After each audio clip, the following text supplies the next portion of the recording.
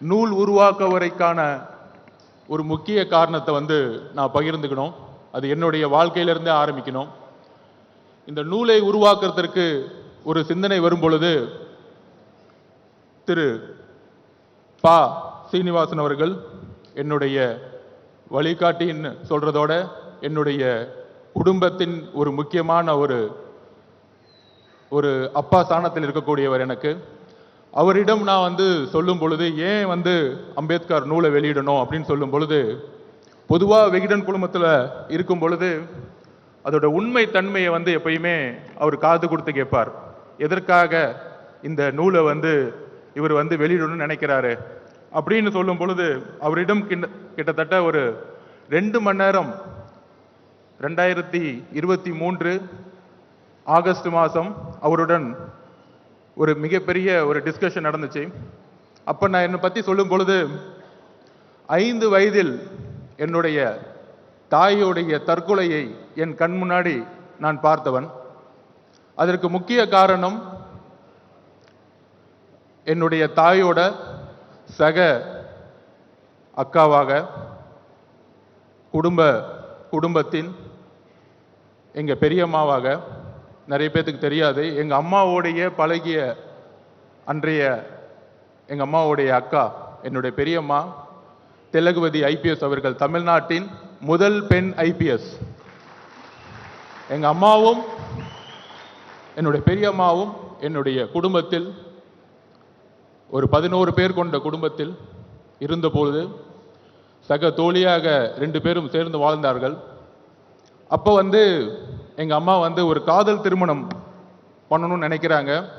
ஆனால் அன்றைக்கு இருந்த என்னுடைய பாட்டி காதல் திருமணம் இருக்கக்கூடாது, கேஸ்ட் ஜாதியின் அடிப்படையில் வெள்ளூரில் ஒரு விவசாயியிடம் ஒரு ஃபோர்ஸ்ட் மேரேஜ் பண்ணி வச்சாங்க.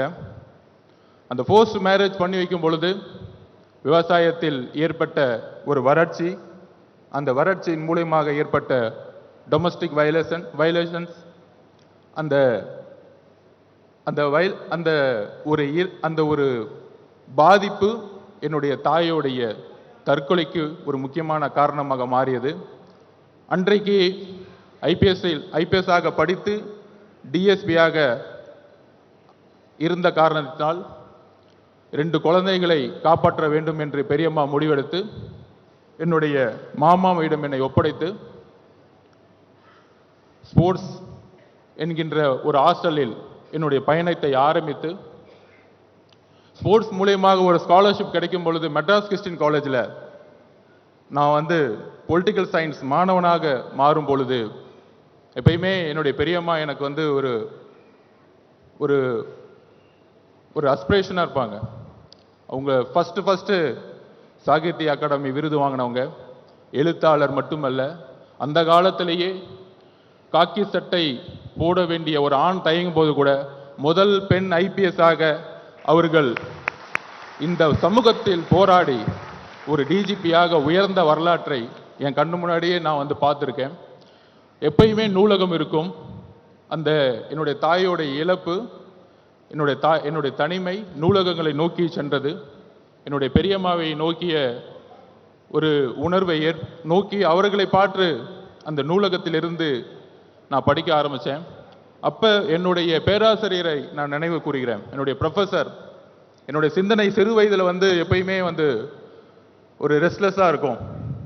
சின்ன வயசில் பார்த்தோன்னா ஒரு மாவோயிஸ்ட் ஆகணும், நக்சலைட் ஆகணும் அப்படின்னு நான் என்னுடைய பேராசிரியர்கிட்ட பேசிகிட்டு இருக்கும் பொழுது அப்போ என்னுடைய பேராசிரியர் சொல்லுவார், சமூகத்தில் உள்ள சிஸ்டத்தை மாற்றணும்னா திரு அலெக்சாண்டர் மந்திரமூர்த்தியை அவர்களை நினைவு கூறுகிற என்னுடைய பேராசிரியர் மெட்ராஸ் கிறிஸ்டியன் காலேஜில்.